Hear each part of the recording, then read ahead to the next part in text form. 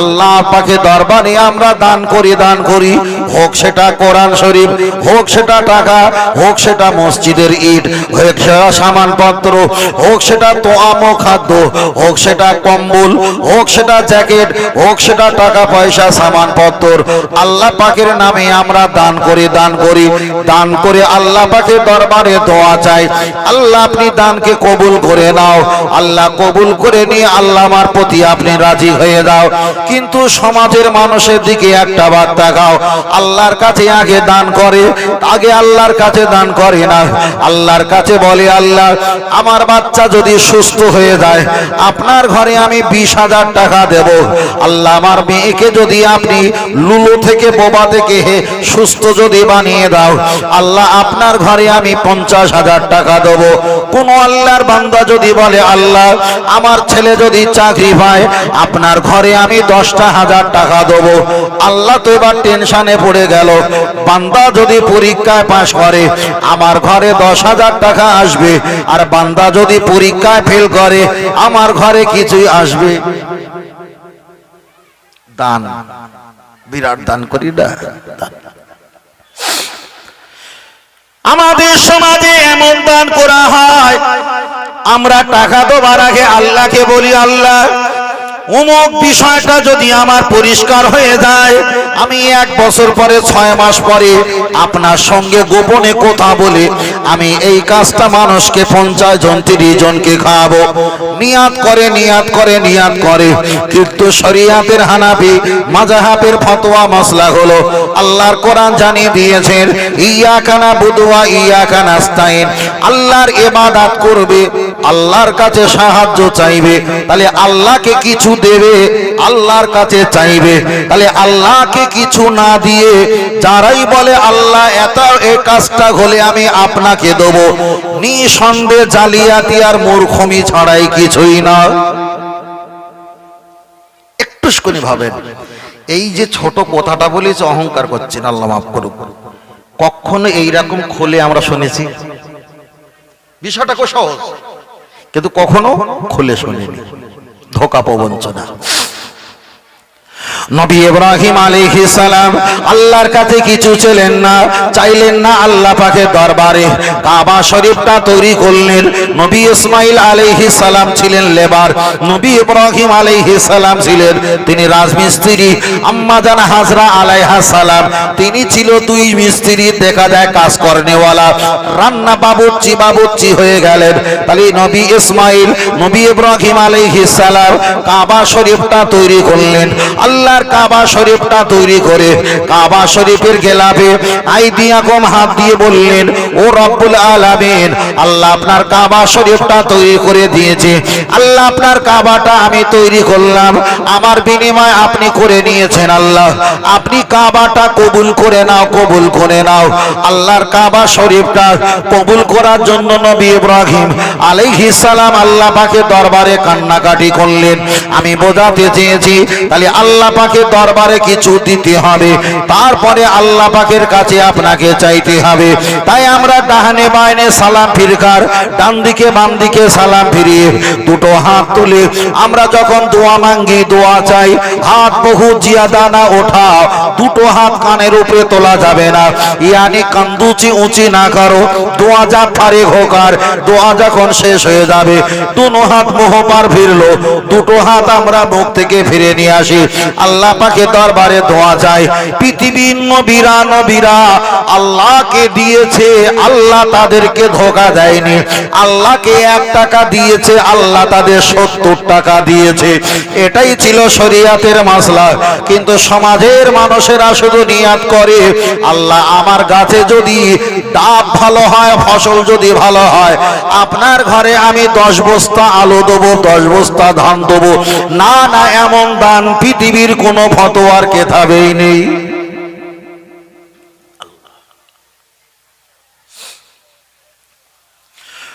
ও আমার বাপজিরা, চলেন একটা বার আগিয়ে যাওয়া যাক। ফের আমি আপনাকে বলছি দান সম্পর্কে, আগিয়ে চলে যাওয়া যাক। কোরআন শরীফে এসেছে প্রথম পর্দা করতে হয়। আমরা বক্তব্য নসিহত আর বারবার করে বলি, মায়েরা তোমরা পর্দা করো, মায়েরা তোমরা আদবে থাকো, পর্দা করো। পৃথিবীর কোনো বক্তব্য কোনো আলেমের ক্ষমতা নেই। কোরআন শরীফে মায়েদের পর্দার কথা আগে লেখা নেই। খোদার কসম করে বলি, পুরুষদের পর্দার কথা কোরআনে আগে এসেছে, তারপরে আল্লাহ নারীদের পর্দার কথা বলেছে। কিন্তু সমাজের মানুষেরা শুধু নারীদের পর্দা নিয়ে টানা হেঁচড়া করে, কিন্তু যে কোরআন বলেছে পুরুষদের আগে পর্দা করতে হবে, পুরুষরাই পর্দা তো আগে করলে নারীরা অটোমেটিক পর্দা হয়ে যাবে। তার একটা উদাহরণ আমি আপনাকে দেই। আপনার স্ত্রীকে একটা আংটি দিয়েছেন 30,000 টাকা, ভালো। আপনার স্ত্রীকে একটা মোবাইল দিয়েছেন 50,000 টাকা, অবশ্যই ভালো। আপনার স্ত্রীকে 1 কাঠা জায়গায় দিয়েছেন, অবশ্যই ভালো। আপনার স্ত্রীকে 10,000 5,000 টাকা শাড়ি দিয়েছেন, অবশ্যই ভালো ভালো। কিন্তু আপনার আমার স্ত্রীকে 2,000 টাকা দামের বোরকা দেওয়া হয় না।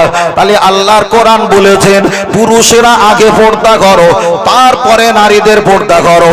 কিন্তু আমরা এলাকার মানুষ সারাটা জীবন আলেমরা হুজুররা ওয়াজ নসিহত করেছে, মায়েরা পর্দায় থাকো, মায়েরা পর্দায় থাকো। ওই হুজুরকে তো কোরআন পড়া দরকার ছিল। মায়েদের পর্দার আয়াত নাজিল হওয়ার আগে খোদার কসম পুরুষদের পর্দার কথাই আগেই নাজিল হয়েছে। একটু যেন অন্য অন্য লাগছে বড় ভাই, তাই না? একটু অন্য অন্য লাগবে। আল্লাহ, ও আমার বাচ্চারা, চলে না গিয়ে যাওয়া যাক। আমি পর্দার বিষয়টা বলতাম না, দান সম্পর্কে একটা বলবো, ওই জন্য আমি আপনার কাছে বলতে চেয়েছি। আল্লাহর কোরআনে প্রথমে দান করার কথা বলা হয়েছে, ওটা হলো প্রকাশ্যে তুমি দান করো, দান করো। প্রথমে প্রকাশ্যে দান করো, তারপরে গোপনে গোপনে দান করো। কিন্তু কি আমাদের সমাজের আলেম হুজুর তারাই তো ফতোয়া দেয় গোপনে দান করলে আমার আল্লাহ বড় খুশি হয়। আমি ফের বলছি, আল্লাহ শপথ করে বলছি, খোদার কসম করে বলছি, কোরআনে কোথাও আগে গোপন দান করার কথা বলা নেই। আগেই আল্লাহ বলেছে প্রকাশ্যে দান করো। আল্লাহ নবী একটা হাদিস শরীফে বললেন, মান সান্না সুন্নাতান হাসানাতান ফালাহু আজরুহা ওয়া আজরু মান আমিলা বিহা। তোমার উৎসাহিত দান করার বিনিময় 50 জন তোমার দেখে দান করবে, আর তোমার দানের বিনিময় 50 জন যারা দান করবে তোমার ওসিলায়, এরাও যদি 50 কোটি সওয়াব পায়, তোমার ওসিলা পেয়েছে। আর এই 50 কোটি সওয়াব তুমি যে প্রথমে দান করেছিলেন প্রকাশ্যে, আমার আল্লাহ অতটা সওয়াব ওদেরও দেবে, অতটা সওয়াব তোমার বিনিময় পেয়েছে তোমাকেও দান করে দেবে। কিন্তু সমাজে বলে কি, গোপনে গোপনে দান করো। গোপনে দান করলে ধর্ম এলাকা ঠিকবে। আমি কোটিপতি, দিয়েছে 200 টাকা, এবার জিজ্ঞেস করছে অমুক হুজুর কত দিয়েছে, ও যা দেয় দেখ, তুই দে, কত দিবি দে। আপনি 10,000 টাকা দিয়ে বলছেন নিশ্চয়ই হুজুর 50 দিয়েছে, তাই না? তাহলে আমার হক ছিল 50 দেওয়া, আর আপনার হক ছিল 10,000 টাকা দেওয়া। তাহলে গোপন রাখার বিনিময়ে একজনকে চষে নেওয়া হয়েছে, আর একজনকে সম্পর্ক বজায় রাখা হয়েছে। গোপনে দান করো, যতটা এসছে প্রকাশ্যে দান করো। সব জায়গায় গোপন চলবে না, সব জায়গায় গোপন চলবে না। আল্লাহর কোরআন জানিয়ে দিয়েছে, নাকিমুস সালাত নামাজ সম্পর্কে বলে দিয়েছেন। চলেন একটা বার এগিয়ে যাওয়া যায়। আমরা নামাজ পড়ি, ওহিদুন ইসলানি সালারোবা খমসা 5 ওয়াক্ত নামাজ পড়ি। আপনি বলেন গোপনে গোপনে আল্লাহকে ডাকতে হবে। জোহরের না ফজরের না, দেখা যায় ফজরের নামাজ জোরে কেরাত পড়তে হয়, জোরে আল্লাহকে ডাকি। জোহরে আসতে, আসরে আসতে, মাগরিবে জোরে, এশায় জোরে। 5 ওয়াক্তর ভিতরে জোহর আর আসর গোপনে ডাকা হয়, মাগরিব এশা ফজর আল্লাহকে জোরে ডাকা হয়। তাহলে প্রকাশের মর্যাদা যদি নাই থাকে, তাহলে সব কটা নামাজ তো আসতে হওয়া দরকার ছিল। তাহলে 2 ওয়াক্ত হলো গোপনে, 3 ওয়াক্ত হলো প্রকাশ্যে। নিঃসন্দেহে প্রকাশের মর্যাদা আছেই আছে। চলেন আমি আপনাকে বলছি, প্রকাশ্যে আর গোপনের বিষয় বলছিলাম। তাহলে আপনি দান করবেন, গোপন দান করার কথা অবশ্যই ভালো, তবে প্রকাশ্যে দান করার কথা আল্লাহর কোরআন বলে দিয়েছেন, আমার আল্লাহ পরে আবার এটা বলে দিয়েছেন। ও তো দেখা যায়, ও আমার বান্দা জেনে রেখে দাও, তোমরা মানুষকে দান করবে, লা তুবতিলু সাদাকাতিকুম বিল মান্নি ওয়াল আযা, তবে তোমরা দান করে মানুষকে ওজর দিতে পারবে না, মানুষকে কটাক্ষ কথা বলতে পারবে না। তোমার আমি এমন উপকার করেছিলাম, উপকার করলে যদি আপনি খোঁটা দাও, আল্লাহর কোরআন বিবরণ দিয়েছে তোমার নেকি গুণ আল্লাহ ধ্বংস করে দেবে। 10 বছর পর অন্য ব্যক্তিকে আপনি ক্ষতি করেছিলেন না, উপকার করেছিলেন টাকা দিয়ে, অর্থ দিয়ে, 10 বছর পরে যদি অশান্তি হয়, আপনি যদি বলেন তোমার কোন বাপ সে বছরে ঠেকিয়েছিল, আমা না থাকলে তোমার বিপদ হতো। কোরআন বলেছে লা তুবতিলু সাদাকাতিকুম বিল মান্নি ওয়াল আযা, তুমি উপকার করেছো সওয়াব পাবে, কিন্তু অজরা দিলে ওই সওয়াবটা আল্লাহ চূর্ণ করে দেবে।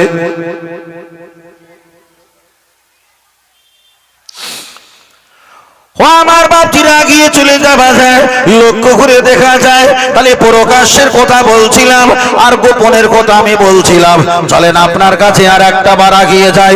গোপনে গোপনে ইবাদত করবেন ওটা ভালো, প্রকাশ্যে ইবাদত করবেন ওটা ভালো।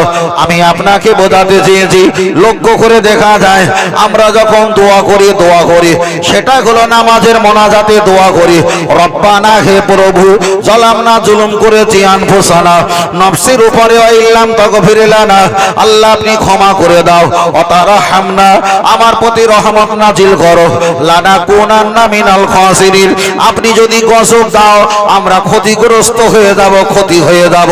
আমি আপনাকে বোঝাতে চেয়েছি, আল্লাহর কাছে দোয়া চাইলাম, দোয়া চাওয়া যখন হয় অনেক আল্লাহর বান্দা ওই হাত তুলে নিজের কথাটাও গোপনে বলে।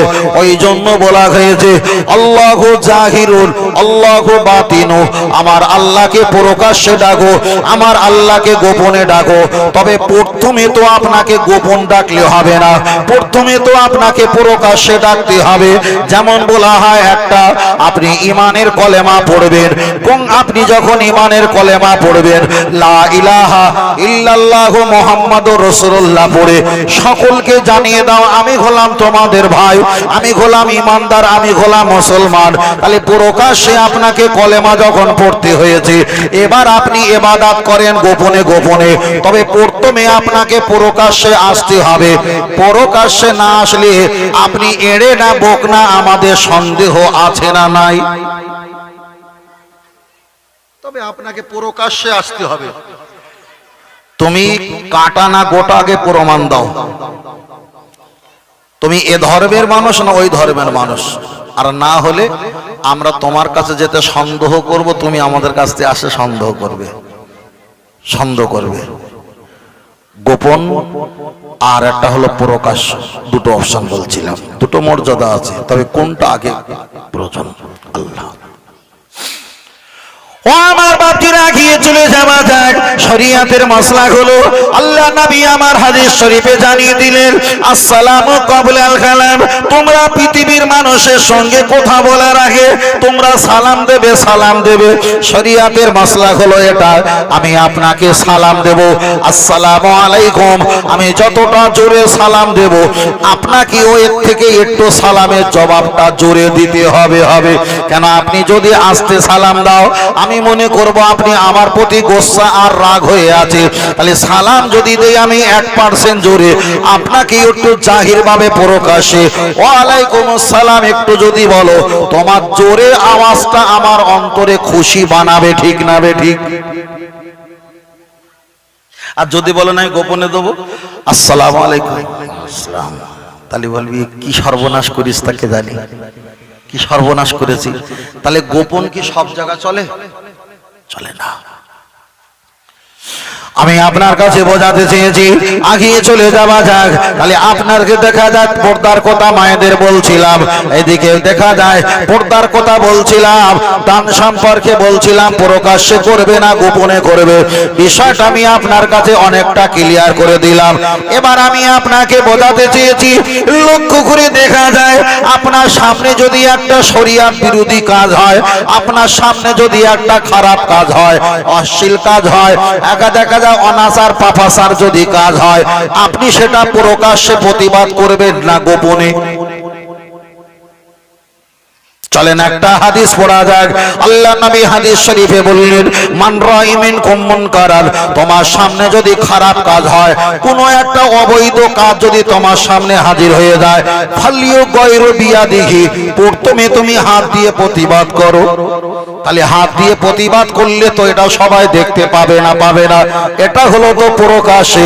আল্লাহ নবী পরে বললেন, ফাইল্লাম ইয়াস্তাতি ফাবিলিসানি, তবে তুমি মুখ দিয়ে প্রতিবাদ করো, হাত দিয়ে যদি না পারো, মুখ দিয়ে প্রতিবাদ করলে এটা তো আরো প্রকাশ্য হয়ে যাচ্ছে, আওয়াজ হচ্ছে।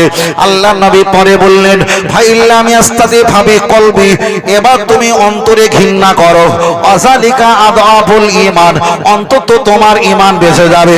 তাহলে একটা খারাপ কাজ যদি আমাদের সামনে আসে, আল্লাহ নবী বলেছেন প্রতিবাদ করার জন্য তিনটে অপশন দিয়েছে, তার ভিতরে হলো হাত দিয়ে, না পারলে মুখ দিয়ে, তৃতীয় নাম্বার হলো অন্তর দিয়ে। তাহলে অন্তর হলো গোপনে গোপনে তুমি হিংসা করে সরে দাও, আর প্রকাশ্য হলো হাত দিয়ে নয় মুখ দিয়ে তার প্রতিবাদ করো।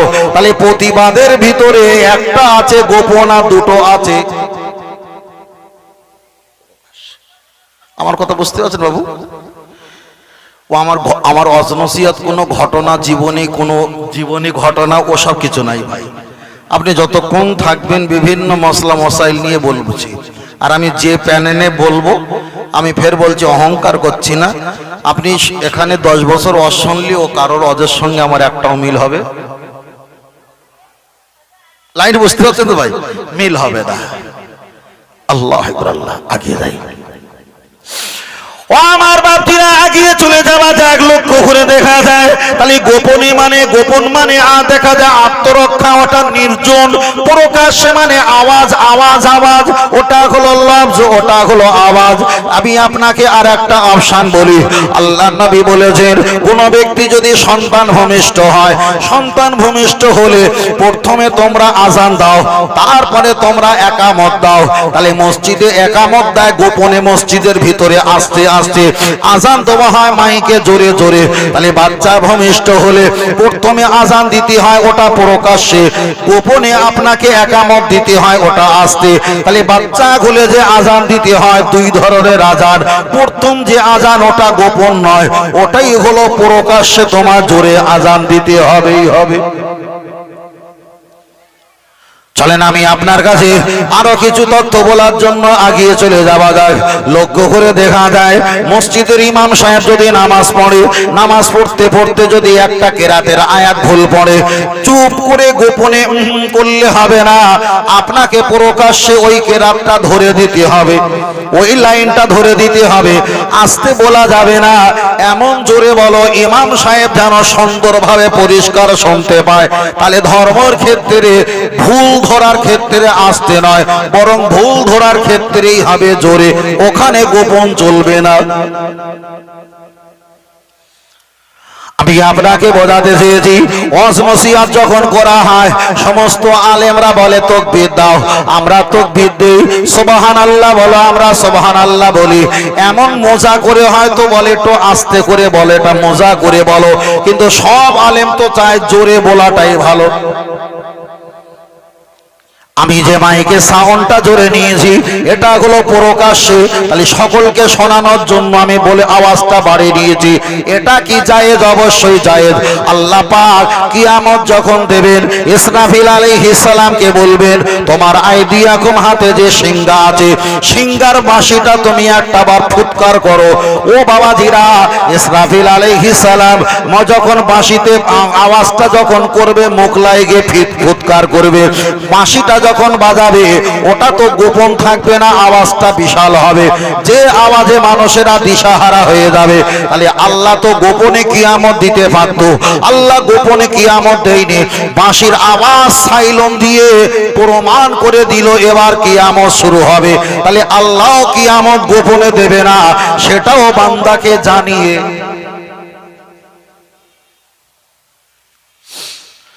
ও আমার বাপজিরা, গিয়ে চলে যাওয়া যায়, লক্ষ্য করে দেখা যায়। এর আমি আপনাকে বোঝাতে চেয়েছি, তাহলে গোপন আর প্রকাশ্যের বলছিলাম প্রথমে, মায়েদের পর্দার কথা কোরআনে আগে নেই, আগে এসেছে পুরুষদের।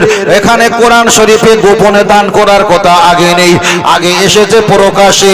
এই প্রকাশ্যে জাহির আওয়াজে দান করতে হবে, ইবাদত করতে হবে। বিষয়টা বলতে গিয়ে আমি এতদূর পর্যন্ত চলে এলাম, চলেন একটা বার আগিয়ে যাওয়া যাক। আমার আল্লাহ নবী আদম আলাইহিস সালামকে যখন সৃষ্টি করলেন, আল্লাহ যদি বলতেন কোন, হয়ে যেত ফায়াকুন। আল্লাহ যদি বলতেন হয়ে যা, আল্লাহ বলতেন যদি হয়ে যা, হয়ে যেত। এটা আমাদের বিশ্বাস। কিন্তু তাফসীরকারকেরা ব্যাখ্যা করে বলেছেন, নবী আদম আলাইহিস সালামকে আল্লাহ যখন সৃষ্টি করলেন একটা হ্যাক্সিও দিয়েছে। হ্যাক্সিও যখন করা হয়েছে, কিতাবে এসেছে 70 ফুট লম্বা হয়ে গেছে। ও বাবাজিরা, হ্যাক্সিও করলে আওয়াজ আসতে হয় না জোরে হয়? আওয়াজ বিজ্ঞান বলেছে একবারে হ্যাক্সিও করলে 180 কিলোমিটার বেগে যে ঝড় হয়, 180 কিলোমিটার বেগে কিডনি, লিভার, ফুসফুসে, প্রস্রাবের থলি থেকে এক্সারসাইজ ব্যায়াম হয়ে জীবাণুগুলো বার হয়। বার হলে আনন্দ তো, খুশি তো, ওই জন্য বার হলে আলহামদুলিল্লাহ শুকরিয়া আদায় করতে হয় খুশিতে। 180 কিলোমিটার বেগে যে ঝড় হয়, এই হ্যাক্সিয়ে করলে 1 সেকেন্ডে 180 কিলোমিটার বেগে নাক থেকে, গাল থেকে শিকনি, নেটা, পানি, থুতু যেটা হয় সেটাই বার হয়। তাহলে আল্লাহ যে নবী আদমকে সৃষ্টি করে লম্বা বড় করেছিল, হ্যাক্সিওটা আসতে হয় না জোরে হয়? জোরে হয়। তাহলে আল্লাহ বড় করেছিল আওয়াজ দিয়ে না আস্তে দিয়ে? আওয়াজ দিয়ে বড় করেছে না? আওয়াজ দিয়ে। আল্লাহ আল্লাহ। চলেন আমি আপনাকে বোঝাতে চেয়েছি, লক্ষ্য করে দেখা যায় নবী আদম আলাইহিস সালামের কথা আমি রেখে দিলাম। আর একটা বার আগিয়ে যাওয়া যাক, লক্ষ্য করে দেখা যায় নবী আদম আলাইহিস সালামের কথা বলছিলাম, বাচ্চার কানে আজান দেওয়ার কথা বলছিলাম, মসজিদের ইমাম সাহেবের কেরাত ধরে দেওয়ার কথা বলছিলাম। আপনাদের এলাকায় কোনো ব্যক্তি যদি মাইয়িত হয়ে যায়, এলাকায় 5000 মানুষ জোহরে নামাজ পড়বে। এখন জোহরে নামাজ পড়ার সময় ইমাম সাহেব মসজিদে আল্লাহু আকবার বলে দিয়েছে, 5-7 লাইনের পিছনে আর একজন মুরব্বিকে দাঁড় করিয়ে দেওয়া হয়, তিনিও আল্লাহু আকবার বলবে। তাকে আমরা নাম দিয়েছি মুকাব্বির, মুকাব্বির, মুকাব্বির। আপনি বলেন ইমাম সাহেব আসতে বলতে না জোরে বলেছে, ওই জোরে আওয়াজটা মানুষের কাছে যাতে পৌঁছে যায়, 5 লাইন পরে আর একটা মুকাব্বির বানানো হয়, যাতে এই জোরে আওয়াজটা আরো পিছনের মানুষের কাছে পৌঁছে যায়। তাহলে এখানে প্রমাণ হয়ে গেল জোরে প্রকাশ্যের আওয়াজও ইবাদতে প্রয়োজন আছেই আছে। আল্লাহ, আমি আপনার কাছে শুধু এই বিষয়টা বললে আমি 2 ঘন্টা কাটিয়ে দিতে পারি।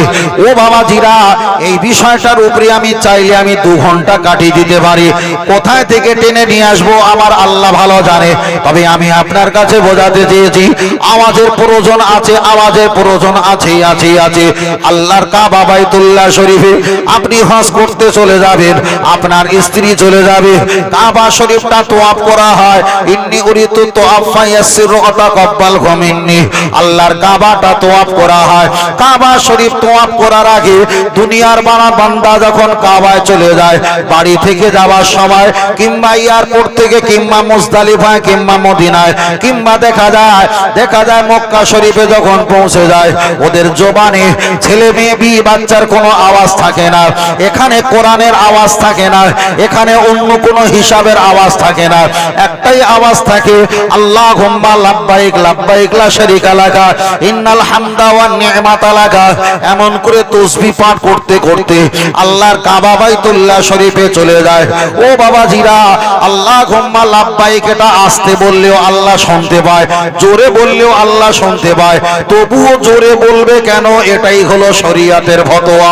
জোরে বলতে হবে, জোরে বলতে হবে। তাহলে গোপনেও আল্লাহকে ডাকা যায়, প্রকাশ্যেও আল্লাহকে ডাকা যায়, তবে গোপনে আল্লাহকে ডাকার আগে আপনাকে আগে প্রকাশ্যে আল্লাহকে ডাকতে হবে।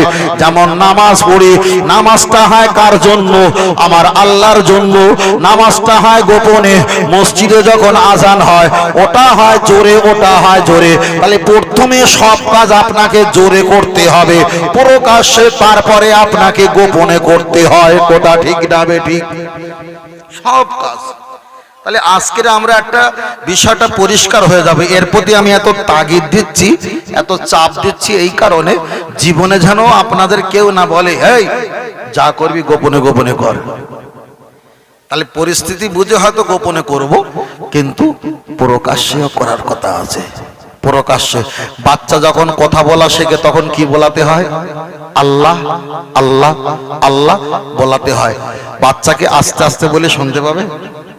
বাচ্চা মানুষ তো, ছোট বাচ্চা, তার সঙ্গে আপনাকে বকতে হবে আল্লাহ আল্লাহ। আপনি 30 বার বলেছেন, ও হয়তো পুট করে 2 বার বলেছে। আপনি 5 বার বলেছেন, হয়তো 1 বার বলেছে, কিন্তু আপনাকে জোরে বলতে হবে। 5 বার জোরে বলার বিনিময় হয়তো 1 বার হতে পারে, কিন্তু এটাই হলো শরীয়তের মাসলা। আল্লাহ ও আমার বাপজিরা, আমি আপনাকে বোঝাতে চেয়েছি, আগিয়ে চলে যাওয়া যায়। তাহলে জোরের বিষয়টা, প্রকাশের বিষয়টা আমি আপনার কাছে বললাম। এবার আমি আপনার কাছে আর একটা ছোট করে বলছি, আগিয়ে চলে যাওয়া যাক। সব আওয়াজ এবার জোরে চলবে না, জোরে চলবে না। যদি বলেন কেন, একদিকে আমি রেখে দিলাম এই আওয়াজগুলো জোরে হবে, প্রকাশ্যে হবে। এবার আমি আপনাকে উল্টো দলিল দেবো, সব কাজ জোরে চলবে না। আমি আপনাকে বোঝাতে চেয়েছি, আপনি যখন একটা অপরিচিত বাড়িতে চলে যাবেন, হাদিসটা মিশকাত শরীফে এসেছে। ইমাম মিশকাত রাহমাতুল্লাহ তিনি ব্যাখ্যা করে বলেছেন, কোন ইমানদার আর একটা ইমানদারের বাড়িতে যখন পৌঁছে যাবে, ওই ব্যক্তিটা অপরিচিত, বাড়ির যারা আছে সদস্য তারা অপরিচিত, কে বাড়িতে আছে না আছে আপনি কনফিউজ, জানতে পারলেন না। শরীয়তের ফতোয়া হলো, দরজাটা আওয়াজ দেওয়ার আগে আপনি একবার জোরে সালাম দাও, আসসালামু আলাইকুম, জোরে সালাম দেবে।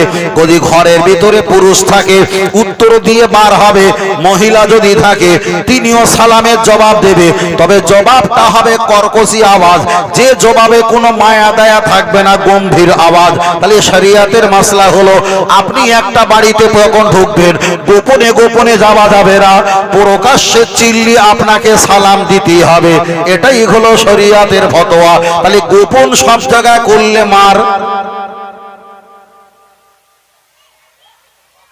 মার ফরজ।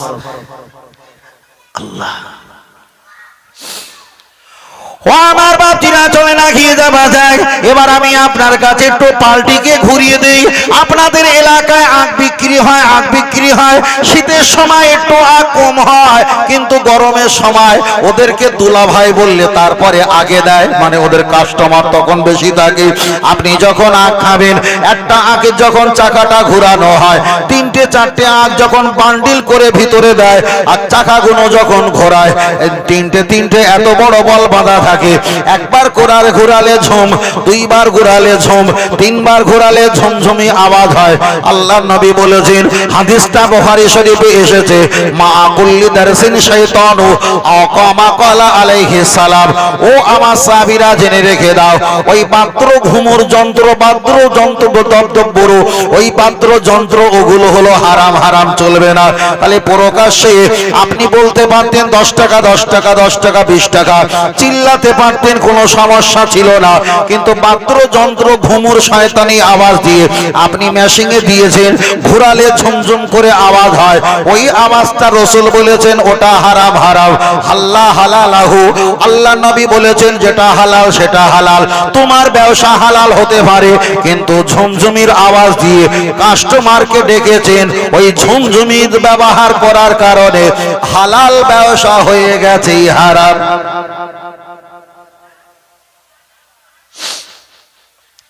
চলেন আমি আপনাকে বোঝাতে চেয়েছি, আপনাদের এলাকায় হয়তো গরু কম আছে, আমাদের এলাকায় অনেকে গরু লালিত পালিত করে। একটা গরু আছে, গরু গাভী আছে, গাভীর একটা গরুর বাচ্চা হয়েছে, বাচ্চা হলে ওই গরুর বাচ্চার গলায় এখন বাবাজি মার্কেট থেকে এত বড় একটা ঘুমর নিয়ে এসে ওই গরুর গলায় ঝুলিয়ে দিয়েছেন। বাচ্চা যত টিডিং বিডিং করে লাফায়, আর তখন বাবাজিটা খুবই মস্তিষ্ক ঠান্ডা করে হাসাহাসি করে। আল্লাহ নবী বলেছেন ওটা বাদ্যযন্ত্র, ওটা ব্যবহার করা হারাম, চলবে না। চলেন তৃতীয় নাম্বার, আপনার একটা নাতি পোতা হয়েছে, নাতি পোতার আপনি কোমরে বটফল দিয়েছেন, কিন্তু বাচ্চা হারিয়ে যাবার ভয়তে আপনি ডান পায়ে বাম পায়ে একটা কালো দড়ি দিয়ে ঘুমর বেঁধে দিয়েছেন। বাচ্চা যত লাফালাফি করে ওই বটফল কোমরে কিংবা পায়ে ঘুমর ঝুমঝুম করে বাজা শুরু হয়েছে। রাসূল বলেছেন ওই আওয়াজটা চলবে না, ওটা হারাম। আজকের জলসা হচ্ছে, অনেক ছেলেরা মায়েরা রাস্তায় ঘুরছে, দোকানে একটা করে ঝুমঝুমি, একটা করে বেলুন, একটা করে বাঁশি ঝুমঝুমি নিয়েছেন, একটা করে ছোট পুতুল নিয়েছেন। রাসূল বলছেন ওটা হারাম। একটা শূকর যদি 50 কেজি হয়, শূকরটা হারাম। শূকরের বাচ্চা যদি 2 কেজি হয়, তথাপি ওটা হারামের বাচ্চা, হারাম হারাম। তাহলে এত বড় আগের দোকানে ঘুমুর, ওটা যদি হারাম হয়, আবার আপনাদের দোকানে মার্কেটে বাজারে মনোহরি দোকানে বাচ্চাদের 20 টাকা এত দামের ঘুমুর, ওটাও তো হারামের বাচ্চা।